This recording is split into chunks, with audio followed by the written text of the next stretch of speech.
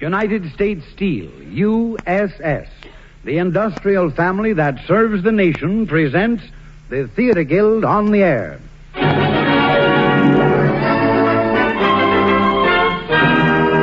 Our stars, Judith Anderson and Helen Menken. The play, The Old Maid, by Zoe Akins, from the novel by Edith Wharton. Produced on the air tonight by the Theater Guild, one of America's foremost theatrical producers.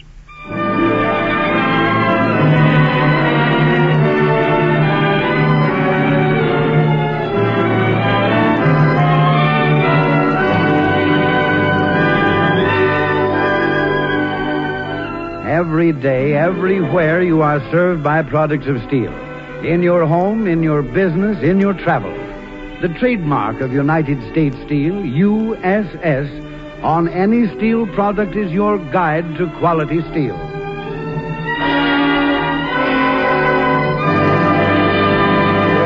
And now, direct from the stage of the Vanderbilt Theater in New York, the United States Steel Corporation brings you The Old Maid by Zoe Akins. And here is Roger Pryor speaking for the Theater Guild.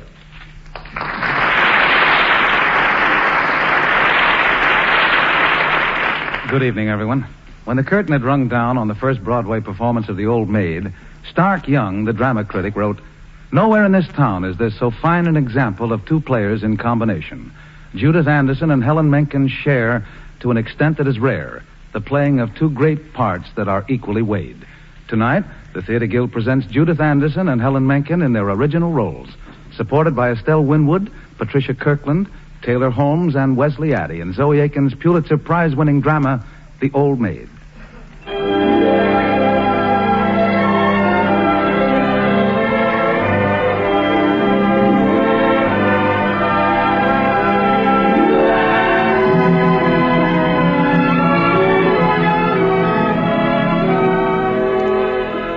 The year is 1831.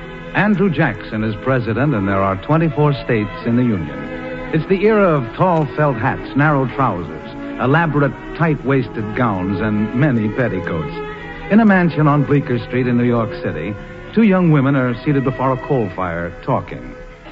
How do I look, Cousin Chatty? Oh, Delia, you're lovely. Lovely enough for any man to... Propose to? Mm-hmm. Good. Only Clem isn't any man, dear. He's a very particular one. Oh, very particular. Shall I say yes to him, Cousin Chatty? Well, you say just what you please, Cousin Delia. And now I think I'd better go, dear. Chatty, dear, if you run upstairs, you'll find two of my dresses on the bed. The emerald with the black lace and the blue merino. Oh, I thank you, Delia. And I'll take them. But I'm afraid I'll always be plain, no matter how generous you are. If you take that attitude, my dear, you can't help but become an old maid. Well, I shall be an old maid, because the man I love doesn't love me. Goodness, that must be Clem. Delia, it's Clem. May I come in? I'll go out the other door. No, dear, Clem won't bite you. Chatty, wait. No, goodbye, Delia. And if I were you, I'd say yes when he asked me.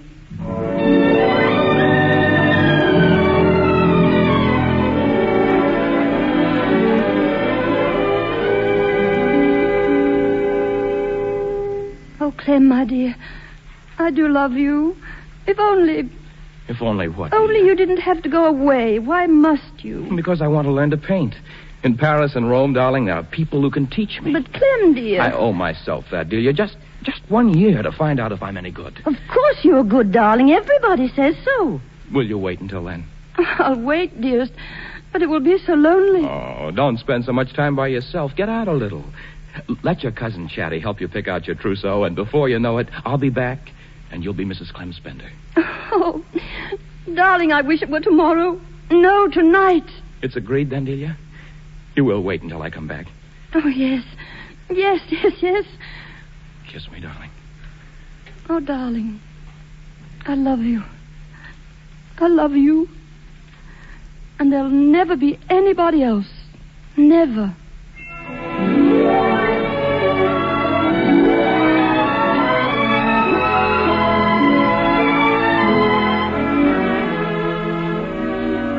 It's 2 years later, 1833. Upstairs in her bedroom, Delia adjusts her wedding veil and gazes into the mirror. There's a knock at the door. Delia, are you almost ready? Cousin Chatty, come in. They've gone downstairs. Your father and Jim and Dr. Lanskill. And Aunt Carrie's here. She came all the way from Italy, just for your wedding. Chatty, darling, quick. I need something blue. Oh, and I have it, right here in this little box. I was instructed to bring it up to you. Were you? By whom? Clem Spender. Clem. Is he... I thought he was in Italy. No, he's here, Delia. He arrived today. Today? Why, it's a turquoise. A turquoise pendant. Something blue. That's what he said. Oh, it's lovely. Did he tell you why he came back, Chatty? Well, he didn't know that you were going to be married, Delia. He thought you must be ill because you stopped writing. And he came home to find out. That's the Mozart. The wedding march is next. Oh, Chatty, I'm afraid. Oh, of what, Delia, dear? Of Clem, of what he may say or do. There'll be champagne, and if he should take a glass too much... Oh, watch him, Chatty, will you? Be kind to him. I mustn't cry. No, you won't. Just keep saying to yourself, I'm marrying a Ralston. I'm marrying into the wealthy Ralston family. Yes, I am marrying a Ralston, and I'm glad. Now, Delia, when Clem went to Italy 2 years ago to study painting, you promised to wait for him, didn't you? I did wait, Chatty. I was patient, but yes, he but promised what? to come back in a year. Well, didn't it ever occur to you that an artist couldn't possibly know whether he was a success or a failure at the end of a year? I waited 2 long years. It seemed so hopeless. I couldn't bear to be an old maid, Chatty. Well, I shall be an old maid because the man I love doesn't love me. Not for any other reason. You told me that once before. 2 years ago. Oh, listen, it's the wedding march. You've got to go down now. I'm ready. Remember, Chatty, watch Clem. Don't take your eyes off him for one instant. Oh, no, I won't, Delia. I can promise you that. Are you coming, Delia? Yes, I'm coming, Chatty.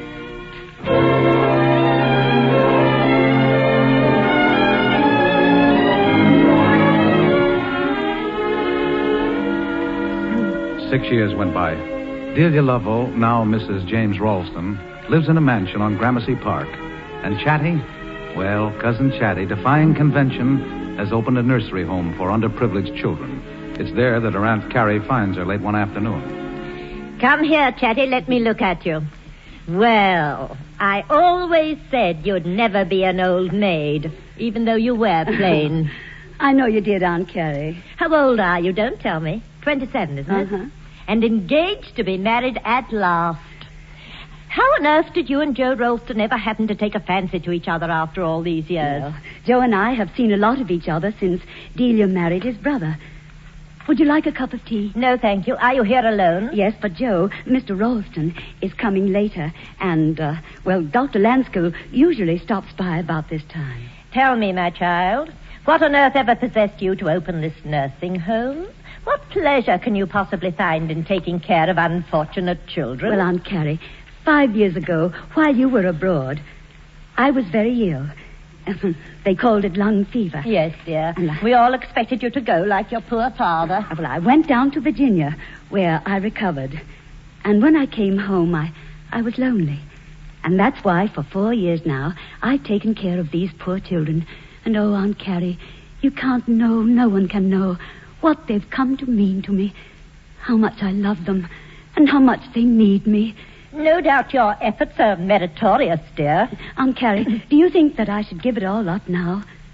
Now that I'm going to be married? Well, that depends on your fiancé. How does he feel about all this? I haven't discussed it with him yet. Oh, I do hope you'll understand. What I can't understand is why you're so attached to these poor infants. Is it a sense of duty? I have just told you. You told me you were lonely, and you became attached to some homeless waifs. Why? Well, because I love them. Because they need me. Very well, my dear. We'll let it go at that for the time being. And now I'll have that cup of tea, if you don't mind, while we wait for your fiancé.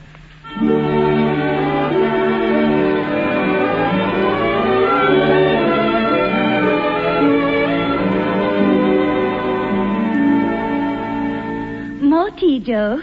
Aunt Carrie. No, thanks, Chatty. New York has changed since I was here last. All those tall buildings, my goodness. Would you believe it?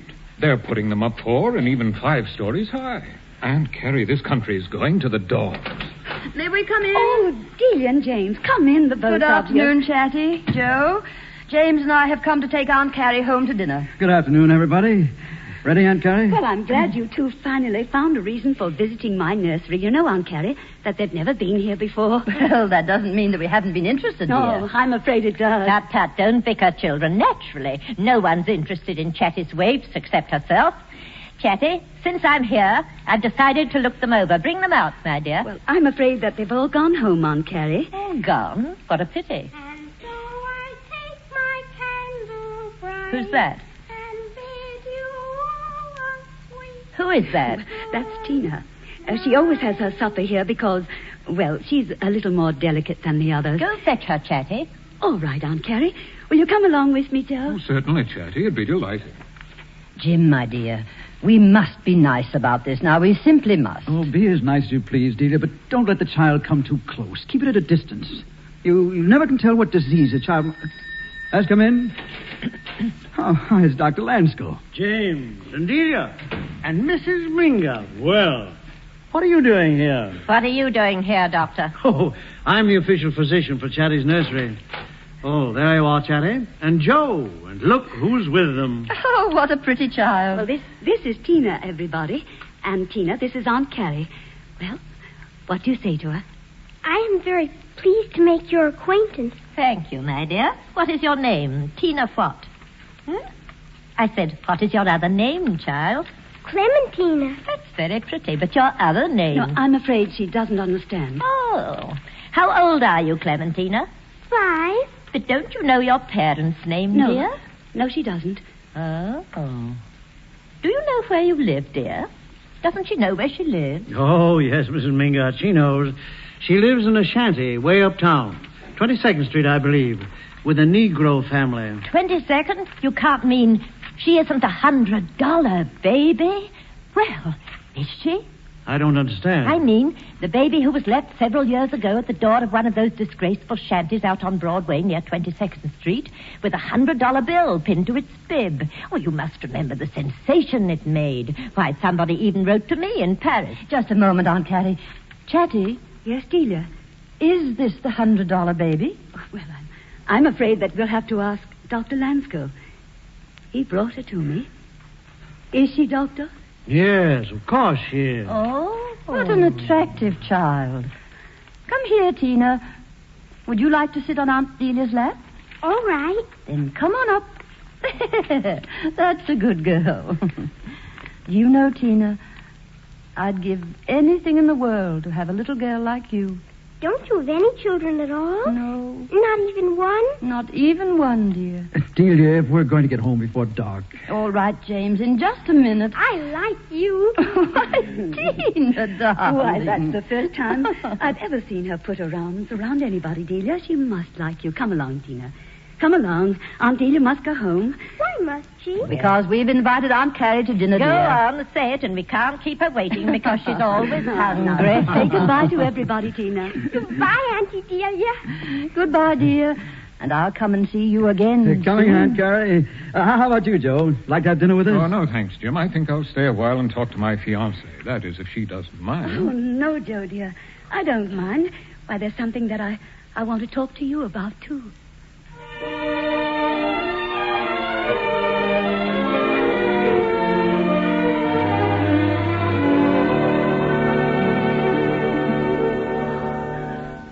Darling, hold me close and kiss me. Chatty?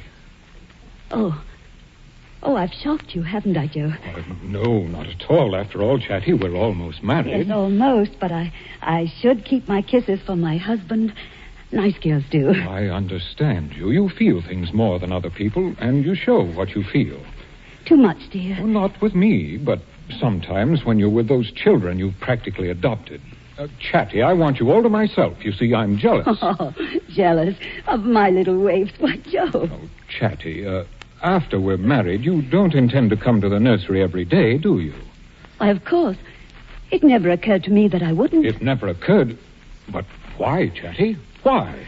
Well, because these children need me. Because it's my duty. Duty? A married woman's first duty is to her husband, her home. Why, Joe, you don't mean that you're expecting me to desert That's them? exactly what I mean. Oh, no, Joe, I can't. I won't. They need me. I need you. But it's not the same thing, Joe. I'd be giving them only a little part of each day. Oh, Joe, don't be a Ralston, scared to death of anything that everybody else doesn't do. Well, I am a Ralston, and proud of it. Oh, Chatty, if we quarrel now, we might never make it up. Yes, I know that. I'm thinking of that. I'm thinking of everything. But, Joe, it's not fair of you to ask me to give up these children. Very well, it's not fair, but I ask it all the same. I'm going now, Chatty. I'll be waiting for you to send for me when you see things my way. Goodbye. Joe! Joe! Oh, my dear. Miss Chatty, it's dark outside. Can I sleep here with you tonight? Oh, no. No, my darling, I've got to take you home now. Why are you crying? Well, because... Oh, Tina, come here and sit on my lap. Let me hold you close, my darling. Oh, my baby. My own darling baby. Whatever will become of you?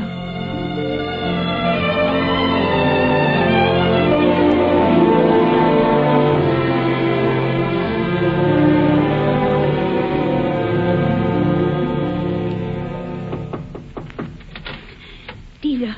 Why, Chatty. Have you finished your dinner? Are you alone? Why, yes, dear. Come in. Delia, Joe and I, we may not be married. Chatty, are you crazy? What is the matter, dear? Have you and Joe quarreled? Have we? I don't know. I don't know. Sit in that chair beside the fire. There, now tell me. Delia, I want you to help me. Help you, but how? Those poor children. Joe wants me to give them up. Well, of course he does, Chatty. Any man would. So that's what Joe came to see Jim about. Chatty, don't you expect to have babies of your own? Now, surely they're entitled to first claim on you. That's just it. How can I give up my own baby? What? What did you say, dear? I said, how can I give up my own baby? Yours? Which of those poor children do you call your own baby, my dear? Call my own baby, my own baby. Your own. Your own? My own little girl. The one who lives in that shanty, the $100 baby. She's my own. Chatty. My poor Chatty. Oh, darling, tell me everything. Oh, what do you want me to tell you? That's all you need to know. Oh, no, wait. I'm afraid to talk here. Jim and Joe might walk in. Come upstairs to my room. No, please. I don't want to talk. You must come along now. That's right. You must tell me everything. Everything.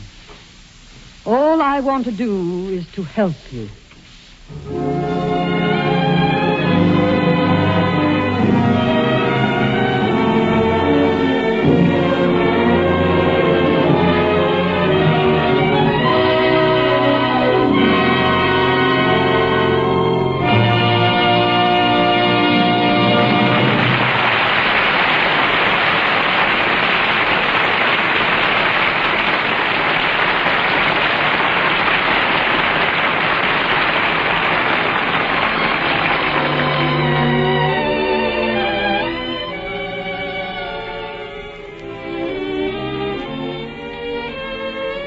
You are listening to The Old Maid by Zoe Akins, adapted for radio by Arthur Arendt, produced by the Theater Guild on the Air, and presented by the United States Steel Corporation. And here speaking for United States Steel is George Hicks. Good evening. With only 8 more shopping days left until Christmas, I'd like to offer you a couple of suggestions that may save you much needless confusion, expense, and disappointment with your late Christmas buying. The first suggestion comes from a friend of mine who has an important job in a big New York department store. He says, take time at home to make a careful list of exactly what you want to buy and where you want to buy it. Then get to the stores as early next week as you can and before noon, if possible. That way you'll be far more apt to get what you want. You'll get better service.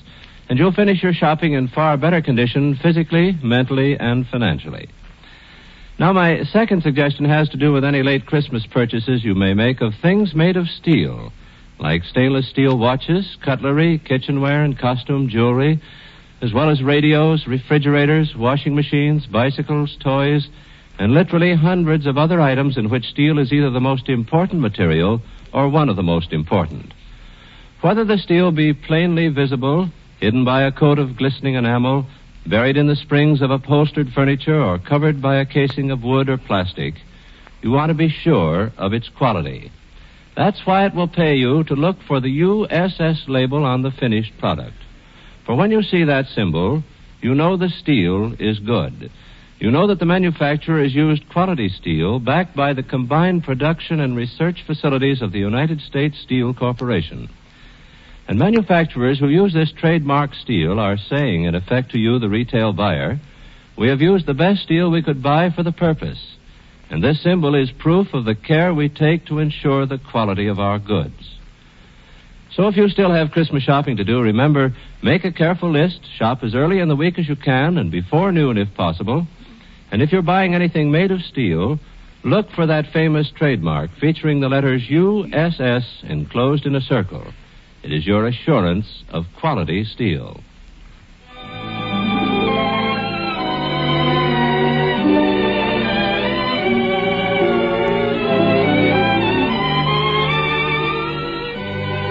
We pause now for station identification. You are listening to KECA Los Angeles.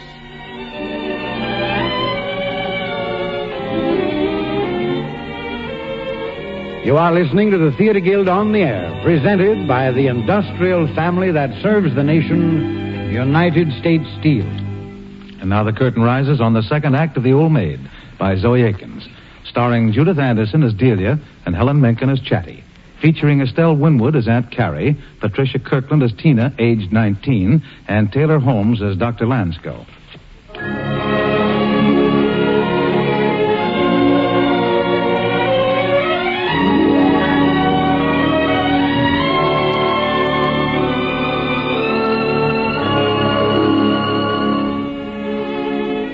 It's a few minutes later. Chatty has just told Delia that little Tina is really her own child. They've gone to an upstairs bedroom to talk things over. Sit down, dear.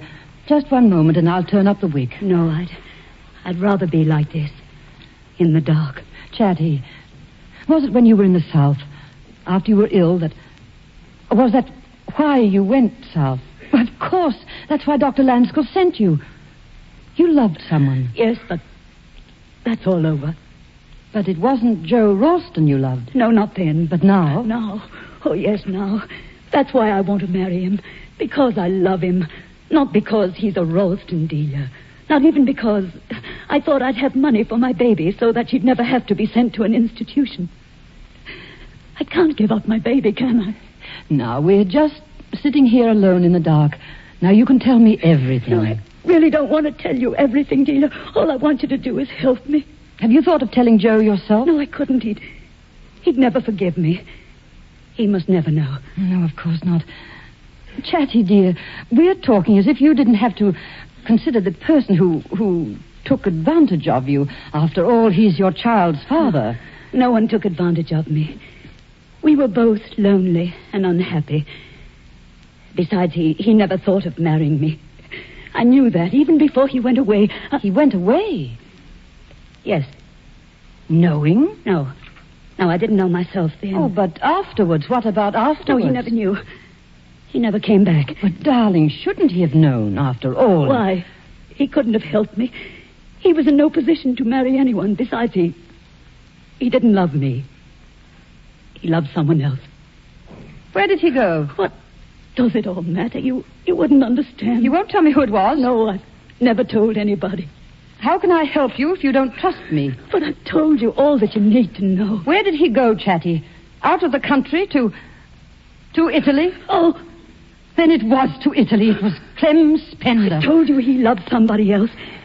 It was because you hadn't waited for him. Stop it. I knew it. I knew you wouldn't forgive that. Oh, but you've got to listen to me now. I've been in love with Clem ever since I was a girl. But he never looked at anybody but you until that time at your wedding when you asked me to look after him.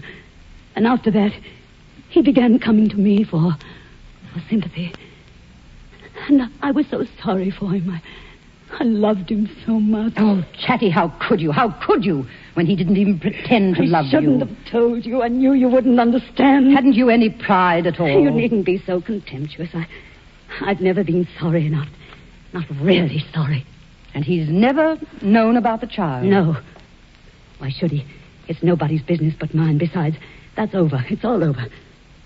There's nothing left of anything I ever felt for him, except my baby. Why did you come to me? What did you expect me to do? I want you to persuade Joe, he is your brother-in-law, that I should be permitted to go to my nursery every day so that I can see my baby and watch over her. And if he won't do that, then maybe you can help me to get out of this marriage as decently as possible without hurting him. Don't you think it's hurting Joe to marry him with such a secret on your conscience? Suppose he finds out. Oh, I've got to risk that. Oh, Delia, I'll make it up to him in other ways for deceiving him. He'll not be sorry he married me, Delia. I don't know what to say. I can't think. You must give me time. There is no time. I must decide now, tonight. Well, whatever happens, that child mustn't live where it does now. And she shan't, I promise you that. Oh, you promise that? You do promise that? Yes.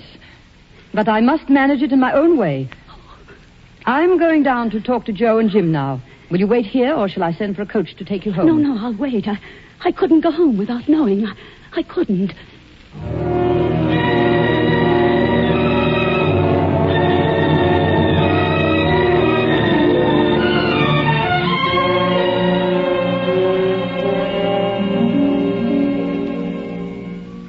Oh, there you are, dearie. We've been looking for you. What? Darling, you look pale. Sit down, dear.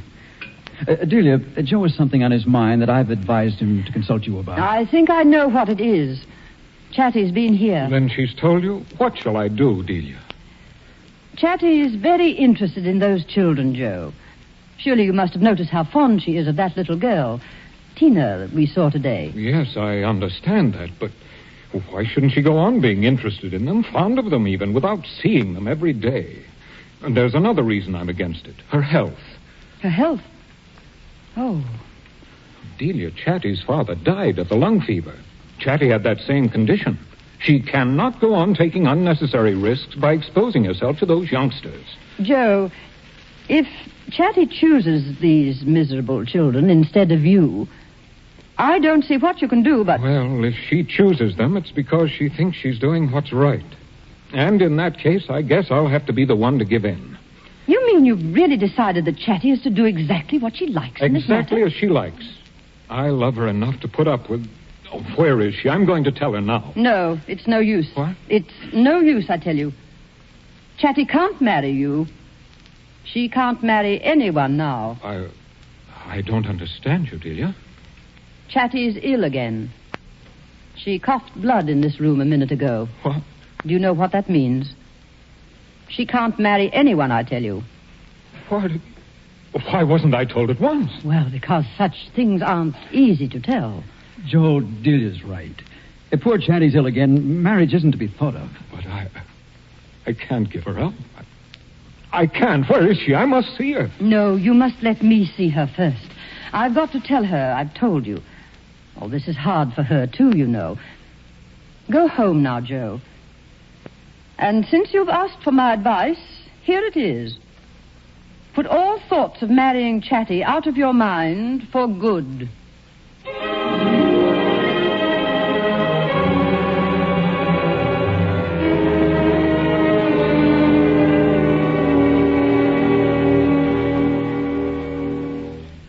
Dear, I just met Joe as I was coming in.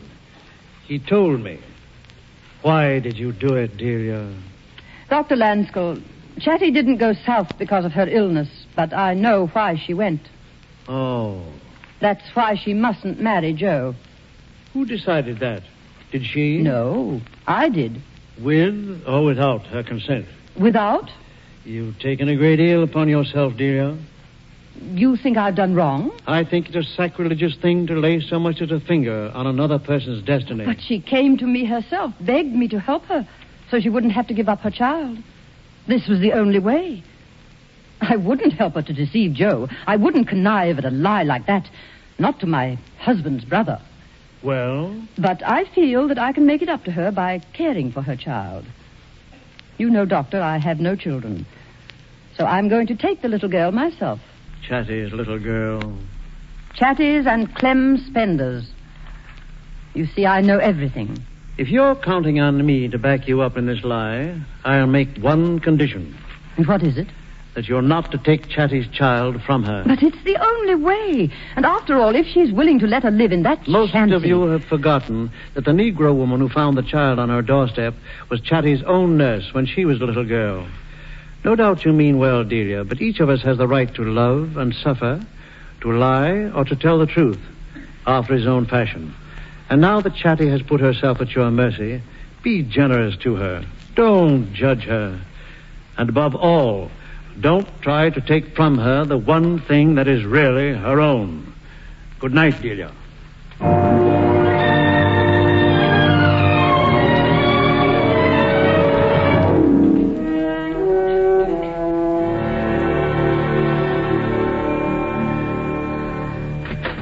Chatty? Yes, Delia. Come in. And tell me quickly. Chatty, you can't marry Joe, can you? And keep little Tina. No, not keep her with me, no. But are you telling me that I must give her up? No. Only that you must not marry Joe. What? I promised to help you, didn't I? Well, I've done the best I could. You and Tina shall be together always. Yes, but Joe, you didn't tell him. I couldn't bear that. What did you tell him?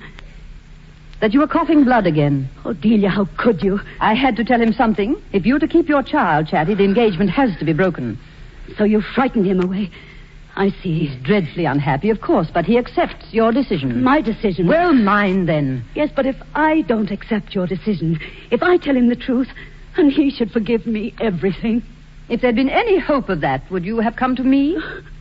Chatty, what you want most is to have your little girl with you, to take care of her yourself, isn't it? Yes, but I... Well, then, you can both be together always, here in my house, with me. That's the only solution I can think of. I can do no more. And if you're not satisfied, I must wash my hands of both of you. You said together always. Tina and I. Yes, I said you should have Tina with you always. Here in this house. Here in this house. With you. With me. Oh. Don't cry, Chatty. Don't cry.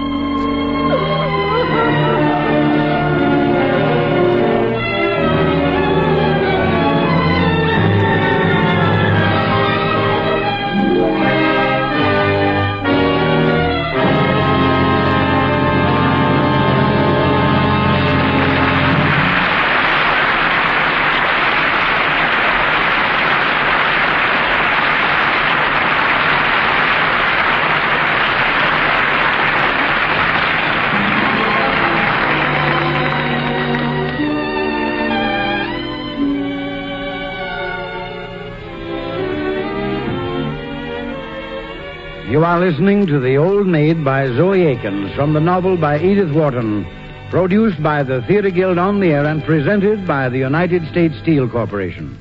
And here again, speaking for United States Steel, is George Hicks. Tonight, open hearth furnaces are again glowing steadily all over America. The steel mills are once more hard at work making the metal that our country needs in enormous quantities. And that hard work is accomplishing a great deal. During the past year, in the months when labor difficulties did not interfere with production, the steel industry set new peacetime records in producing that metal. This means a great deal to you, because steel helps to make almost everything you use and helps you in almost everything you do. Record-breaking steel production means that before many months have passed, you will again be getting the things you want and need. Right now, there's still not enough steel for everyone. Wartime conditions caused an overwhelming demand. But the production records of the American steel industry mean that the demand will be satisfied, and every steel man hopes that will be done before long. Naturally, the United States Steel family is working hard to supply its share. It's doing its best to speed the day when there will be no more shortages of steel and steel products. United States Steel is glad to be working hard because every member of the U.S. Steel family, worker, and stockholder knows that he's a part of the basic industry on which all American industries are built. They know that jobs for millions, as well as homes and conveniences and comforts for all, are dependent on an ample supply of good steel. So they're working to produce that steel they're proud to have the manufacturer identify with the USS label when used in his product. Producing great quantities of quality steel to make the things we all use is the major job of the industrial family that serves the nation, United States Steel.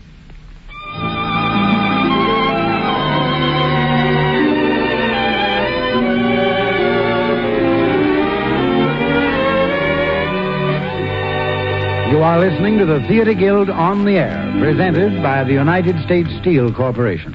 And now the curtain rises on the third act of The Old Maid, starring Judith Anderson as Delia and Helen Menken as Chatty.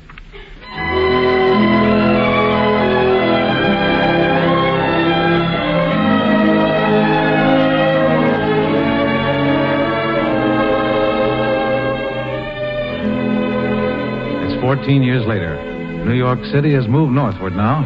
Even 34th Street is no longer considered a suburb. The house on Gramercy Park has changed, too. The decor is early Victorian now. And Chatty Delia, but she's not too happy about it, as you can hear her tell Dr. Lanskill. And, Doctor, Delia has done her best to spoil Tina from the day she brought us here to live. And after Delia's husband died 12 years ago, there's been nothing at all that Tina doesn't have or can't have just by asking for it. There's something I've noticed. Tina calls Delia mother. Why? Because she's never had a mother, and she's very fond of Delia. Have you never told her that you're her mother? No. Am I interrupting anything? No, Delia. Is Tina dressed? Yes, she's in the drawing room with Lanning Halsey. He's taking her to the ball tonight. Well, Must you go, Doctor? I must look in on one of my patients. Goodbye, Delia. Goodbye. Ah, Tina, come in. You look ravishing tonight. How old are you, my dear? 19, Doctor. Mm-hmm. Quite the young lady. Well, good night, all. Good night. You do look lovely, Tina, darling. You'll be the belle of the ball. Will I? Mama, Lanning Halsey said I have violet eyes. Are they violet, Mama? I would call them deep blue, dear. What difference does it make what color your eyes are, Tina? There are more important things. Mother, please tell Cousin Chatty to stop finding fault with me. Well, somebody must find fault sometimes. You see? Cousin Chatty, you think Mama spoils me, but she doesn't. It's just that she understands me while you don't. Excuse me. Where are you going, Chatty? To make up tomorrow's list for the greengrocer. Have a nice time, Tina. Tina, I don't want you ever to speak to Cousin Chatty like that again. Do you hear me? Yes, Mama. Now run along to the ball with Lanning. And mind you, don't come in too late. Mama, I have my key, so please make Cousin Chatty go to bed. She's always waiting up if I'm the least bit late. I'll tell her. Run along now, dear. Tell me first. Do I look nice, Mama? Lovely, darling. Oh, Mama, I love you very much.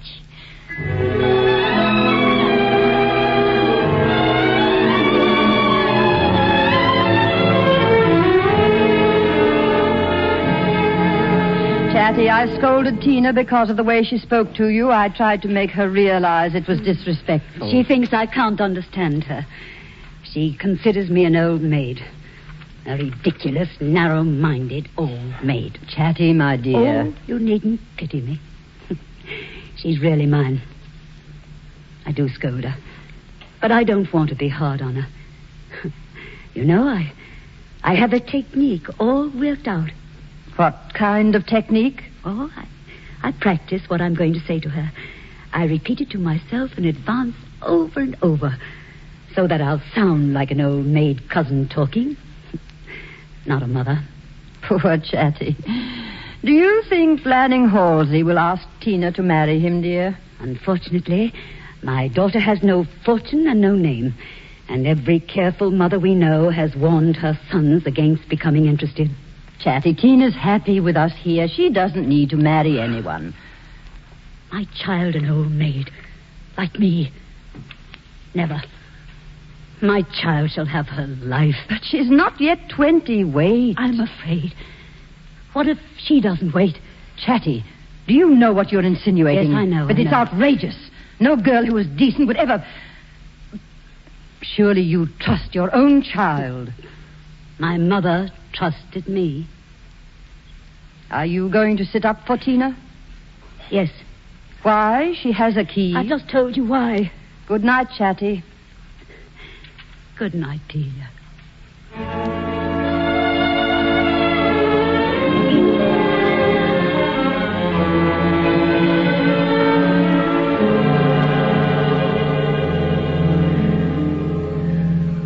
What, Tina? What's that you said, my darling? Oh, no. No, that's wrong. It must be less like a mother and more like an old maid. I must get it right. What's that you said, Tina? You walked home with Lanning? Do you know how late it is? I sat up because I couldn't for the life of me remember if you had taken your latchkey. Tina, how many times must you have to be told? Oh, I guess that's better. That's more like an old maid.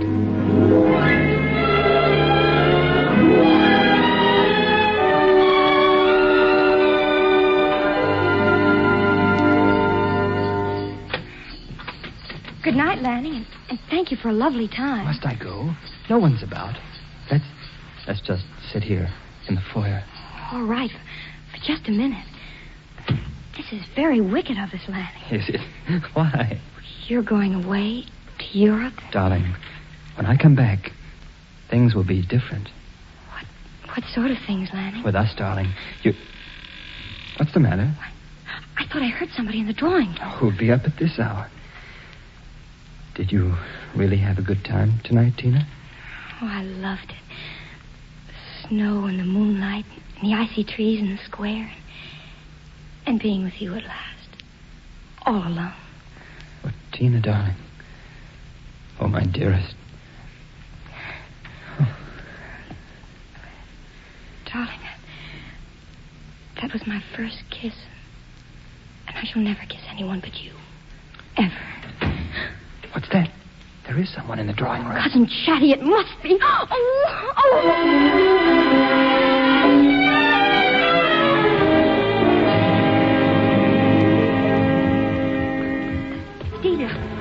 Delia, come down at once. Tina's downstairs with... What? Why, Chatty. Delia, put on your dressing gown. Hurry up. Why? What's the matter, dear? It's Teeny. She's downstairs with Lanning, and they were kissing. Oh, I'll be right down. Hurry up, I tell you.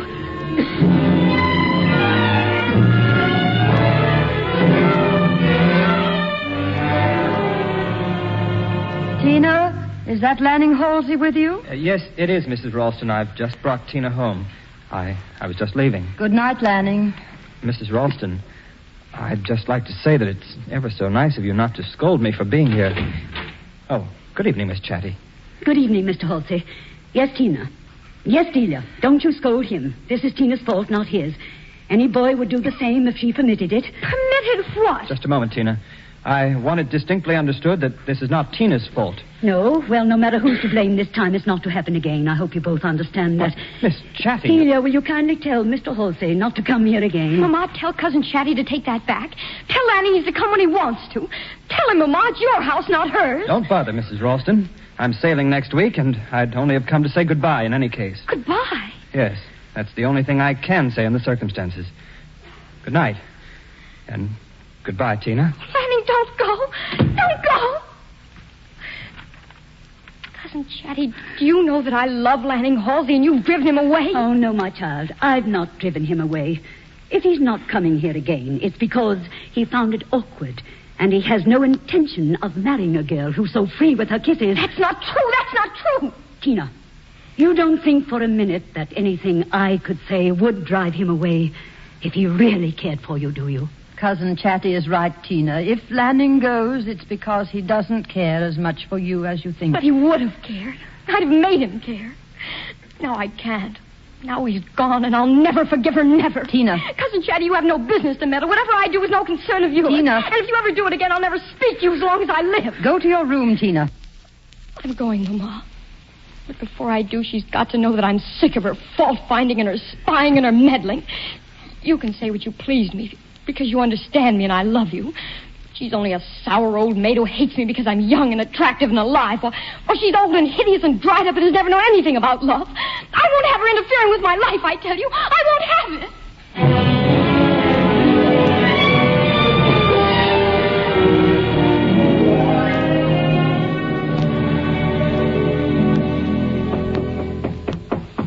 Come.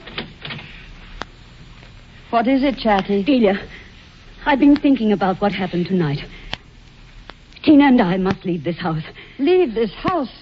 You'd take Tina away from me now. I'm not ungrateful for what you've done. Oh, don't let's speak of gratitude. What does it matter whether you're grateful or not? It's Tina I'm thinking of. Of course it's Tina you're thinking of. Tina, and Tina's father, Clem Spender. You're insane, Chatty. I hadn't thought of Clem Spender for years. But you have. You've thought of him in thinking of Tina. Everything you've done for me was for him. A woman never stops thinking of the man she loves. There are so many things to remind her. A sunset, an old song, that turquoise pendant that you're still wearing. I know. I thought of him, too, tonight, when I saw Tina and Lanning downstairs. I suppose you found her in his arms. I was afraid to come in. That's why I called you. I was afraid to see Clem and me in each other's arms. Hush, you mustn't say these things. You mustn't think them. You can't forgive me because Clem Spender came to me after you jilted him. That's why you like keeping me at your mercy and taking his child from me. His child, who calls you mother. And suppose that's all true. Suppose I couldn't leave Clem Spender's child to the mercy of chance. She's yours, too. And to take her away now from the life you've made such a sacrifice to give her would be too cruel to her. Even more cruel to her than to me. My mind's made up, Delia. I know what's best for my own child. I thank you for doing all that you could for her, but my mind... I haven't done all I could. But I'm going to now, if you'll let me. Chatty, I'd like to adopt Tina legally. Oh, adopt Tina. Why, what difference would that make? Can't you see what a difference it would make if I give her my name? The Ralston name and my money. I tell you, Lanning won't ever marry her. He doesn't love her. Oh, she can make him love her. And if she has money of her own and my name, the Halseys won't find her such a bad match for their son. Give her this chance, Chatty. What mother wouldn't? And if Lanning takes her away from us both, in time it won't be like really giving her up. Couldn't we just go on loving her together? Mama? Yes, Tina, my darling, what is it? I didn't call you. I called Mama. Oh. Answer her. Yes, dear? I can't sleep, Mama. Won't you come up and sit by my bed? Go on up to her, Delia.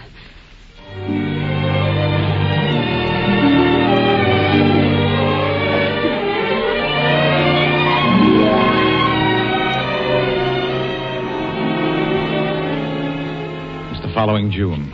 The house on Gramercy Park is again in a festive mood, for tomorrow, in the Flower Bank drawing room downstairs, Tina, now Clementina Ralston, becomes Mrs. Lanning Halsey. It's awfully good of you, Aunt Carrie, to come back for Tina's wedding. I know. I'm not as young as I used to be. Thank goodness the next one won't be for at least 20 years. I hope to be dead by then. Well, Chatty? Have you decided to sit down for a minute? You must be tired, dear. Please sit down. No. I'm all right. I guess everything's done that can be done tonight. Let me see. Are 200 plates of ice cream about enough? And oh, my goodness. I forgot all about the doilies. Excuse me. I'll be right back. Do you know what? I do believe poor Chatty is really happy. You'd think it was her own daughter getting married. Well, good night, my dear. There you are, Mama. I've been looking for you. Oh, good evening, Aunt Carrie. And your great aunt, my dear. Please show me the proper respect. And now I really must get to bed. Good night. Did you want to tell me something, darling? Only that I'm going up to bed, and will you come up and say good night to me, please? Of course. Promise? I promise. Thank you. Thank you for everything. Ah, nonsense, darling. Oh, I know, Mama. I know what I owe you. More than I'll... Well, now, the doilies, we're upstairs. Oh, come in, Cousin Chatty. I was just telling dearest Mama how much I owe her. that I'll never be able to repay. Oh, go on. I don't want to interrupt anything. Go on, I say. Well, it's just that I used to wonder who I really was. But I don't care now. Mamma, dear, I'd rather have you for my mother than anyone in the world. Thank you, dear. But you mustn't forget your cousin Chatty. She's been just as interested in you as I have. And she loves you just as much as I do. Go to bed now, dear. You won't forget your promise. I won't forget. And good night.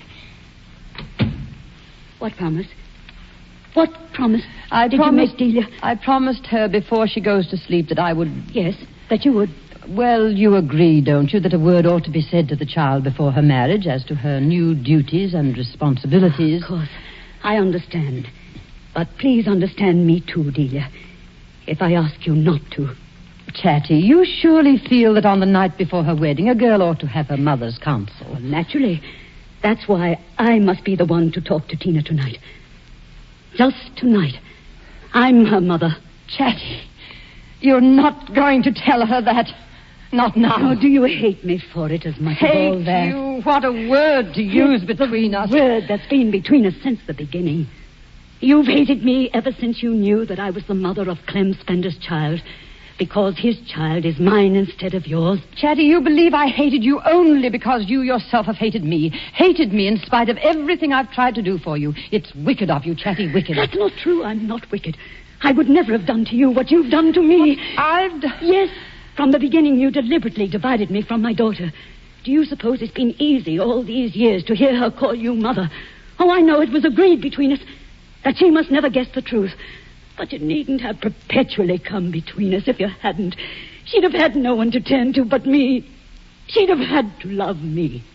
And that's why, tonight, just tonight, she belongs to me. I won't let her call you mother tonight. And I'm going upstairs to her room right now.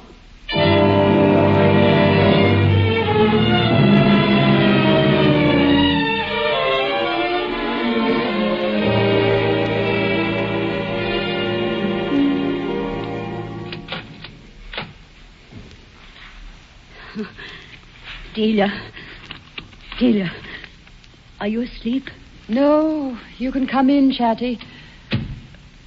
I've been lying awake thinking all the old thoughts. Clem and you and me. Yes. Well, Tina's not asleep yet either. There's a light under her door. What did she say when you told her? I didn't go in. What? No. She's still waiting for you. But I couldn't, after all. Tell her, I mean. If she's never really belonged to me, perhaps it's because her father never really belonged to me either. Both were yours. But you might have gone in and said good night to her, dear. Yes, I thought of that. But it's no use. You're the mother she wants, Delia. Go to her. It's not your fault, nor mine. Come with me, Chatty. No. It would be better. Mama! Good night, Delia. I suddenly am very sleepy. Mama, was Cousin Chatty crying just now? She looks so strange. Tina, dear, do you want to do something that will make me very happy? Anything. Then go after your cousin Chatty. And when you found her, remember this. She didn't marry a man who loved her very much and who would have given her everything she wanted. Because she wouldn't give you up. That's why she's an old maid. Oh. Why didn't anyone ever tell me that before? Go after her now. And for tonight, try and make her glad for a choice she made a long time ago. I've always been so horrid to her. There's one thing more. Yes? When you go away tomorrow, the very last moment, You understand? After you've said goodbye to me. And to everybody else. Just as Lanning helped you into the carriage. Yes? Lean down and give your last kiss to Cousin Chatty. Don't forget. The very last. I won't forget. Oh, there she is now in the garden. I can see her in the moonlight. Go to her, Tina. Now, darling. Yes. Yes. Cousin Chatty! Cousin Chatty!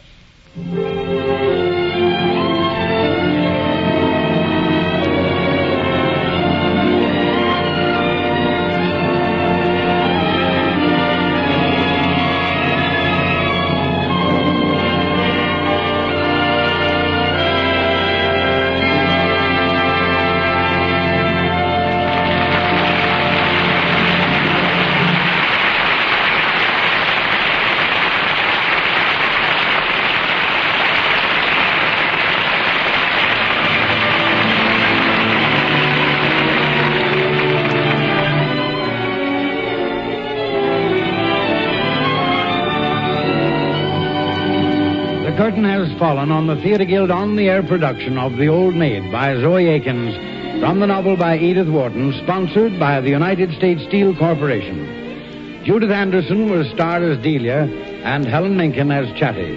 Aunt Carrie was played by Estelle Winwood, Tina, aged 19, by Patricia Kirkland, Dr. Lanskull by Taylor Holmes, Joe Ralston by Wesley Addy, Lanning Halsley by Jack Manning, Jim Ralston by Chet Stratton, Tina, aged 5, was played by Jimsy Summers, and Clem Spender by Lamont Johnson.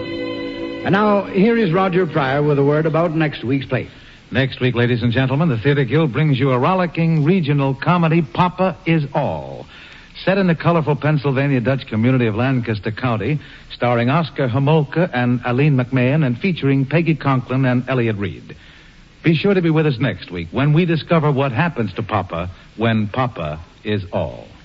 Remember, next week, Papa Is All, starring Oscar Homolka and Aileen McMahon.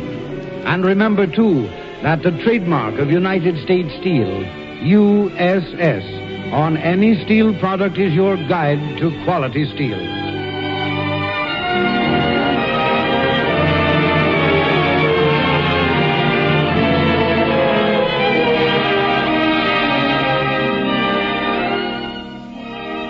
The Theatre Guild on the Air is under the supervision of Teresa Helburn and Lawrence Langner, with Homer Fickett, director, Carol Irwin, production executive, and Armina Marshall, executive director of the radio department. Music was composed and conducted by Harold Levy, and the play was adapted by Arthur Aaron. Here's how you can lend a hand in the fight against tuberculosis.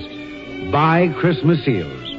And if you have received a letter on behalf of this year's sale of Christmas seals, please answer it. Do it today, won't you? Your announcer, Norman Brokenshire. The United States Steel Corporation hopes that you'll be with us next Sunday at this same time.